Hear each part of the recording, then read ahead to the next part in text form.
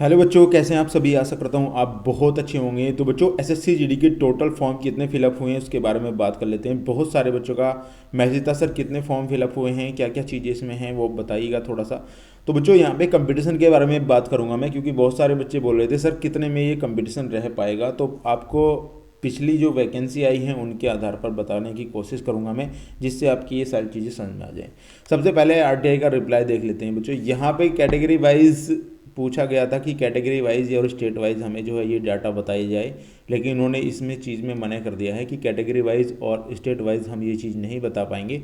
लेकिन उन्होंने टोटल ये बता दिया कि 52,69,500 एप्लीकेशन जो है यहाँ पे रिसीव्ड हुए हैं, यानी कि 2025 कांस्टेबल के लिए, यानी कि 52 लाख के करीब यहाँ पे फॉर्म अप्लाई किए गए हैं। तो ये इन्होंने बताया है यहाँ पे। तो बहुत ज़्यादा फॉर्म हैं, बहुत सारे बच्चे कह रहे हैं बहुत कम फॉर्म हैं, तो उसके बारे में यहाँ पे बताऊँगा मैं आपको। यहाँ पे कोई डाटा लेकर आया हूँ मैं। यहाँ पे 2018 की अगर मैं बात करता हूँ तो 2018 में 52 लाख फॉर्म भरे गए थे। जिसमें वैकेंसी की बात करता हूँ तो टोटल वैकेंसी 60,210 आई थी बच्चों। तो यहाँ पे बहुत सारे बच्चों ने इसमें हिस्सा लिया था और बहुत सारे बच्चे सेलेक्ट भी हुए थे, क्योंकि आपको पता होगा 60,210 वैकेंसी बहुत बड़ी वैकेंसी होती है, अपने आप में मायने रखती है। उसके बाद जैसे ही 2018 से 2021 आई है तो बहुत ही, यानी कि महान क्रांति मान सकते हैं इसको। फॉर्म भरने में इतनी ऐसी बाढ़ सी आ गई थी, यानी कि 71 लाख फॉर्म पहुंच गए थे। तो बहुत ही ज़्यादा यहाँ पे फॉर्म भरे गए थे। किसका कारण भी था बच्चों, जैसे 2018 की वैकेंसी आई थी उसमें बहुत सारे बच्चे सेलेक्ट हुए थे, यानी 60,210 पद थे। तो इसके चलते बच्चों ने यहाँ पे थोड़ा बच्चों को ये चीज़ें समझ में आई कि हाँ इसमें भर्ती हुआ जा सकता है, इस तरीके से तैयारी करनी पड़ती है। तो जो बच्चे फॉर्म नहीं भर रहे थे वो भी फॉर्म भरना स्टार्ट कर दिए, और उस टाइम पे वैकेंसी आपकी थी 25,271। तो इसमें ज़्यादा फॉर्म भरने का कारण यही था क्योंकि पिछली वाली वैकेंसी में बहुत सारे बच्चे सेलेक्ट हुए थे। तो इस वैकेंसी में बहुत सारे बच्चों को प्रोत्साहन मिला और उन्होंने इसमें फॉर्म डाला। बात करते हैं 2022 और 23 की भर्ती के बारे में। यहाँ पे लगभग 54 लाख फॉर्म आए थे और लगभग 50,187 यहाँ पे आपकी वैकेंसी थी। तो यहाँ पे बहुत ही अच्छे तरीके से आप समझ सकते हैं कि यहाँ पे 2025 में और 2021 में और 2023 में यहाँ पे फॉर्म इतने कम क्यों भरे गए थे। ये कारण था क्योंकि वैकेंसी 25,271 थी, तो बच्चे सेलेक्ट नहीं हुए अच्छे से, तो उन्हें लगा कि ऐसा छोड़ देना चाहिए, तो उसमें आपके यहाँ पे फॉर्म की संख्या घट गई है। बात करते हैं 2024 के बारे में। यहाँ पे तो 2024 में 47 लाख फॉर्म भरे गए थे, जो कि एवरेज फॉर्म आपको पता होगा इतने ही भरे जाते हैं, 52 लाख 47 लाख लगभग इसके एवरेज माना जाता है ये। तो इसमें आपकी 46,617 वैकेंसी थी। हालांकि ये 46,000 बाद में हुई थी, पहले तो ये कुल ही 23,000 वैकेंसी थी। उसके बाद इसको इंक्रीज करके आपकी 46,000 कर दिया गया था। मैं मानता हूँ बहुत ही बड़ी वैकेंसी अभी तक आई है 2018 से 2024 तक। 2025 में आपको पता होगा कितनी वैकेंसी है, तो 2025 में आपकी वैकेंसी की संख्या है 39,481, और ये वैकेंसी का आंकड़ा बढ़ेगा क्योंकि आपने देखा होगा पिछली वाली वैकेंसी का भी आंकड़ा यहाँ पे बढ़ गया था। तो ये इसका कोई गारंटी नहीं है कि ये आंकड़ा इतना ही रहेगा, तो इससे बढ़ भी सकता है बच्चों। तो आपको ये पता चल गई है। अब बात करते हैं यहाँ पे एक चीज़ और मैं आपको समझाना चाहता हूँ। यहाँ पे एक चार्ट दिखा दूँ आपको मैं, एक चार्ट देखिए यहाँ पे, ये वैकेंसी का आपका चार्ट है। ये वैकेंसी का चार्ट है। वैकेंसीज हैं आपकी, ये अलग अलग हैं आपकी। बीएसएफ में है, सीआईएसएफ में हो गई, सीआरपी में हो गई, बीएसएसबी में हो गई, आपकी आईटीबीपी में हो गई, आपकी असम राइफल में हो गई, एसएसएफ में हो गई, और एनसीबी में आपकी यहाँ होगी। टोटल वैकेंसी की अगर मैं यहाँ पे बात करता हूँ तो 39,481 वैकेंसी हैं। यहाँ पे अलग अलग कैटेगरी वाइज बांटा गया है, मेल और फीमेल दोनों कैंडिडेट के लिए। तो आप मेल और फीमेल कैंडिडेट के लिए यहाँ पे देख सकते हैं। मेल कैंडिडेट के लिए अगर मैं बात करता हूँ, टोटल यहाँ पे लगभग 35,612 वैकेंसी हैं टोटल यहाँ पे मेल कैंडिडेट के लिए, और फीमेल कैंडिडेट के लिए यहाँ पे टोटल 3,869 वैकेंसी यहाँ पे हैं आपकी।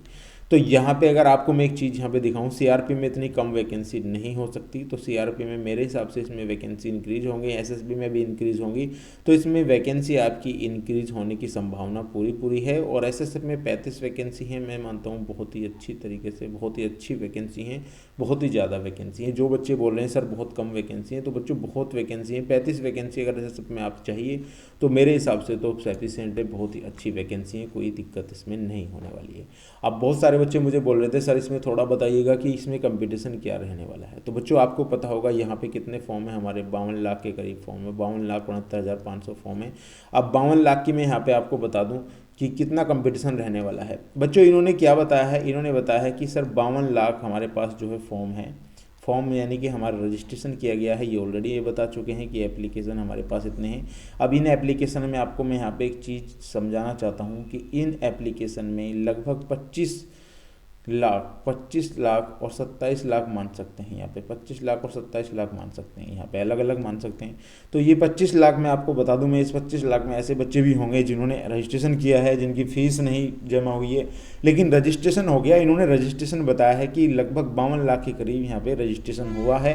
तो ये नहीं बताया कि कंफर्म है, क्योंकि बहुत सारे बच्चों का फॉर्म रिजेक्ट भी हो जाता है। हालांकि किसी का रिजेक्ट नहीं होना चाहिए, जिन्होंने फॉर्म भरा है उनको पेपर देने का यहाँ पे बिल्कुल मौका मिलना चाहिए। तो लेकिन फिर भी बहुत सारे बच्चों का फॉर्म यहाँ पे रिजेक्ट होता है। तो 25 लाख में आप मान सकते हैं कि फॉर्म रिजेक्ट किसी ना किसी कारण से वो बाहर हो जाएंगे, क्योंकि बहुत सारे बच्चे मैंने देखे हैं बाहर होते हुए। तो यहाँ पे लगभग 25 लाख के करीब आप समझ सकते हैं कि इसमें कुछ फॉर्म ऐसे हैं जिनके फॉर्म रद्द हो जाएंगे और कुछ ऐसे होंगे जो पेपर देने ही नहीं जाएंगे। बहुत सारे ऐसी चीज़ें, तो 25 लाख में कुछ परसेंटेज मान सकते हैं आप। अब बात करता हूँ यहाँ पे मैं कि किस तरीके से यहाँ पे कंपटीशन बनेगा। अब कंपटीशन बनेगा 27 लाख में, यहाँ पे कंपटीशन बनेगा 27 लाख में। कंपटीशन आप दो तरीके से बांट सकते हैं यहाँ पे मेरे हिसाब से। तो यहाँ पे लगभग 20 लाख मान सकते हैं आप, 20 लाख और 7 लाख। 20 लाख में यहाँ पे आपका कंपटीशन बनने वाला है बच्चों। 20 लाख में 7 लाख ऐसे हैं जो कंपटीशन से बाहर पहले ही हो जाएंगे, लेकिन 20 लाख में आपका कंपटीशन यहाँ पे बनेगा। 20 लाख ऐसे बच्चे होंगे जो अच्छे से अपने नंबर तरीके से लेकर आएंगे। लेकिन फाइनल सिलेक्शन तो आपको पता होगा कि किस तरीके से होता है। तो यहाँ पे ये 20 लाख बच्चे ऐसे हैं जो सेफिशेंट हैं हर चीज़ के लिए, उन्होंने कुछ ना कुछ पढ़ा है, उन्होंने अच्छे तरीके से अपनी तैयारी की है।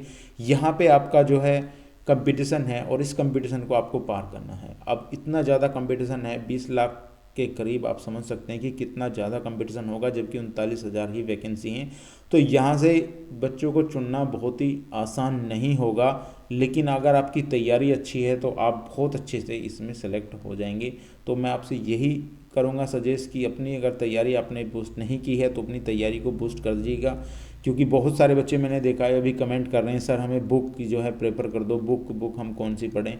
अभी तक वो बच्चे बुक ढूंढ रहे हैं, यानी कि उन्होंने कोई भी चीज़ ऐसी तरीके से नहीं की। बहुत सारे बच्चों का मुझे मैसेज आया सर कोई ऐसी बुक बता दीजिएगा करंट अफेयर की जिससे हम कर सकते हैं। बच्चों अभी करंट अफेयर करने की ज़रूरत नहीं है आपको, सिर्फ आप वीकली करंट अफेयर अगर पढ़ते हैं तो आप बिल्कुल वहाँ पे पहुँच जाएंगे, उतने क्वेश्चन आप कर पाएंगे। बहुत सारे बच्चों का मुझे एक चीज़ की और मैसेज आता है सर कौन सा कोर्स खरीदें।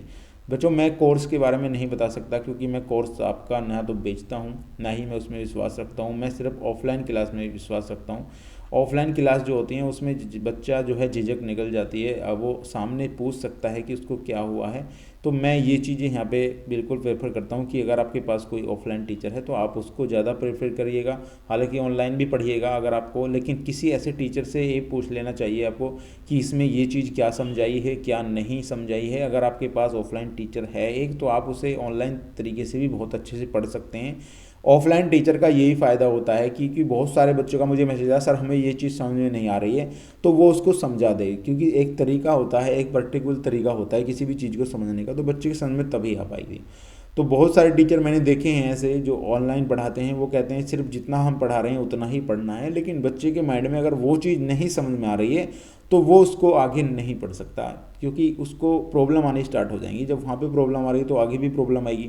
तो इसीलिए मैं चाहता हूँ कि एक ऐसा टीचर आपके पास आसपास होना चाहिए जो ऑनलाइन क्लास में भी आपको ये समझा सके कि ये चीज़ें इस तरीके से आप कर सकते हैं। तो यहाँ पे हर टीचर का अलग अलग अपना मेथड होता है, वो मैं नहीं कहता, लेकिन फिर भी आपको एक चीज़ मैं ये सजेस्ट कर रहा हूँ अपनी तरफ से कि आपको ये करना चाहिए। रही बात जनरल नॉलेज की, यानी जीएस की बुक बच्चे बता रहे थे सर जनरल नॉलेज में क्या पढ़ना चाहिए। जनरल नॉलेज में बच्चों देखिए प्रीवियस ईयर्स पेपर आपको लगाने चाहिए। मैं तो आपसे यही कहूँगा प्रीवियस ईयर्स में कितने ऐसे क्वेश्चन हैं जनरल नॉलेज से जो पूछे गए हैं उनके बारे में आपको रिसर्च करना चाहिए, उनको आपको एक पर्टिकुलर तरीके से लिखना चाहिए अगर आपको एक अच्छा स्कोर पाना है। तो यही तरीका है। हालांकि एक जीएस के ऊपर मैं एक वीडियो बना दूंगा आपके लिए जिसमें आपको सारी चीज़ें बहुत अच्छे से समझ में आ जाएंगी, कैसे आपको तैयारी करनी है, किस तरीके से आपने नंबर इंक्रीज करने हैं, उसमें मैं सारी डिटेल यहाँ पे बता दूंगा बच्चों। तो बच्चों ये थी आज की हमारी वीडियो। आशा करता हूँ वीडियो आपको पसंद आई होगी। अगर पसंद आई तो प्लीज़ वीडियो को लाइक और चैनल को सब्सक्राइब जरूर कर लीजिएगा। मिलता हूँ गाइस नेक्स्ट वीडियो में, तब तक के लिए गुड बाय।